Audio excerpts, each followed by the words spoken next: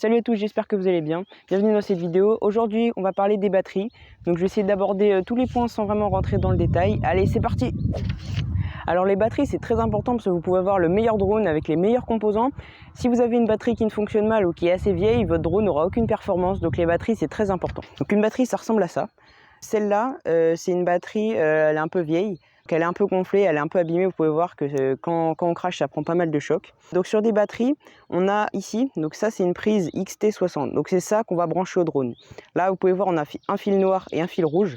Donc le XT60, c'est ça là, c'est la prise noire que vous voyez. Donc là, c'est du XT60, mais vous pouvez avoir du XT30, donc ce sera un format un peu plus petit, ou alors du XT90, je crois que ça existe pour des plus gros drones. Et ça, c'est la prise d'équilibrage. Donc ça, quand vous allez charger vos batteries, vous allez le brancher. Comme ça, le chargeur va couper dès que la batterie est chargée. Donc ça, c'est pour savoir combien il reste de tension de la batterie. Donc on a deux types de batteries. Donc on a les LiPo. Donc ce sont des batteries comme ça, donc lithium polymère, et on a des Li-ion. Donc je sais plus ce que ça veut dire Li-ion, donc je vous mets le nom en bas. Et donc on a deux types de batteries, donc elles ont chacune leur utilisation différente. La différence, c'est que les batteries LiPo vont envoyer beaucoup d'énergie d'un coup, donc elles vont être beaucoup plus puissantes, elles vont envoyer un gros débit d'énergie d'un coup, donc le drone sera plus puissant et plus réactif. Les Li-ion, elles vont envoyer beaucoup moins d'énergie, elles auront un beaucoup moins gros débit, notre drone sera beaucoup moins puissant, mais par contre l'autonomie sera multipliée par 2, parce qu'avec une batterie LiPo, en général, on vole 3 minutes, 3 à 5 minutes, et avec une batterie Li-ion, on peut faire jusqu'à 10 minutes, donc ça c'est bien. Par contre, on aura beaucoup moins de puissance. Donc si vous voulez faire de la race ou du freestyle, ou juste voler assez rapidement, il vous faudra une LiPo.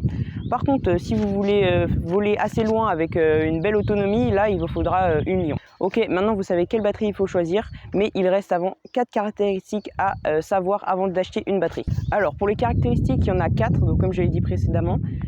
Il y a le nombre de cellules, l'ampérage, le voltage et le taux de décharge. Pour le premier point, on va parler des cellules. Donc chaque batterie est composée de plusieurs cellules.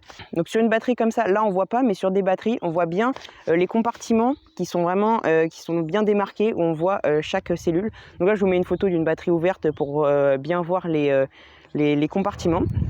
Donc chaque cellule aura une contenance en énergie. Ça c'est une batterie 4S. Donc on dit 4S, on dit le nombre de cellules, donc 4 plus le S, parce qu'elles sont branchées en série, donc c'est d'où la signification du petit S. Donc moi c'est des 4S, après il existe du 1, 2, 3, 4, 5 jusqu'à je sais pas combien en S, mais les plus utilisés dans le drone classique, donc 5 pouces, sont les 4S et 6S.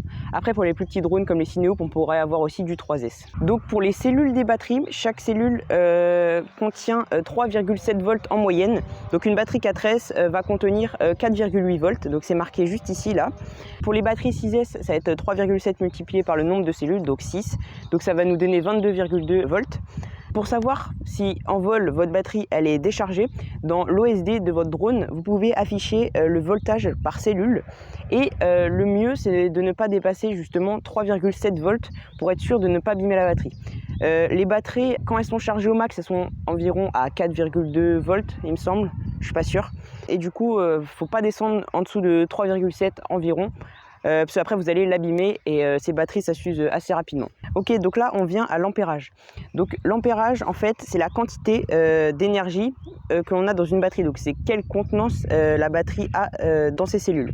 Donc cette batterie elle contient 1500 mAh, donc ça se compte en ampères. Plus vous aurez un ampérage élevé, plus vous aurez de capacité d'énergie dans votre batterie, mais plus elle sera lourde. Donc vous allez beaucoup plus consommer. Donc le mieux c'est d'avoir le bon compromis entre énergie stockée dedans et poids pour ne pas trop consommer. Moi ce que je vous recommande c'est entre 1500 et 2000 mAh pour des drones classiques, donc 5 pouces. Niveau rapport poids-puissance c'est pas mal parce qu'elles sont pas trop lourdes, mais elles ont une bonne contenance quand même. Après vous n'allez pas voler 10 minutes, à part si vous avez des Li-ion, mais les Li-ion je m'y connais pas trop, je sais pas combien ça pèse. Donc on arrive au quatrième point, c'est le taux de décharge. Donc là en fait le taux de décharge ici vous pouvez voir c'est la valeur plus le petit c. Donc moi j'ai une batterie de 100 C. Alors je vais vous expliquer à quoi ça correspond. 1 C ça équivaut à une fois votre batterie. Moi j'ai 100 C, ça équivaut à 100 fois ma batterie. Donc là c'est du 1500 mAh. Donc je peux délivrer 150 000 mAh depuis cette batterie. Une petite batterie comme ça peut délivrer beaucoup d'énergie d'un coup. Par contre ça va l'user aussi beaucoup plus rapidement. Donc ça c'est vraiment quand on met les gaz à fond et qu'on veut vraiment aller vite, ça peut délivrer beaucoup d'énergie mais ça va l'abîmer. Généralement on n'est jamais à fond, à part si vous faites des grandes lignes droites sans réfléchir, mais ça sert à rien. Même en race on va jamais à fond, les circuits sont quand même assez serrés, mais c'est cool parce qu'on peut aller très vite avec ça, surtout quand on a 100 C, notre batterie elle va pouvoir délivrer beaucoup d'énergie. Moi j'ai d'autres batteries qui sont en 45 C, bah là ça va pas beaucoup délivrer d'énergie, donc ça sera moins puissant, mais par contre ça va être moins cher aussi. Plus vous aurez de C, plus ça sera cher. Ah oui, j'ai oublié une chose, faites attention que vos ESC et vos moteurs soient compatibles avec la puissance délivrée par votre batterie. Donc généralement c'est marqué sur la notice ou sur le site où vous l'avez acheté, peut accepter du 4S ou du 6S. Mais n'allez pas mettre une batterie 6S sur des composants qui ne le supportent pas, parce que vous allez juste tout cramer et vous allez perdre de l'argent. Bon voilà, on a vu tout ce qu'il fallait savoir avant d'acheter une batterie. Donc moi si je pouvais te conseiller en marque, alors je suis pas du tout un expert, j'ai pas du tout testé, loin de là, mais il y a une marque qui est très bien réputée, donc c'est Tattoo. Donc c'est des batteries qui sont bien réputées pour bien tenir dans le temps. Et sinon moi j'utilise des CNHL, donc c'est une gamme en dessous, c'est moins cher, mais ça fait bien l'affaire quand même.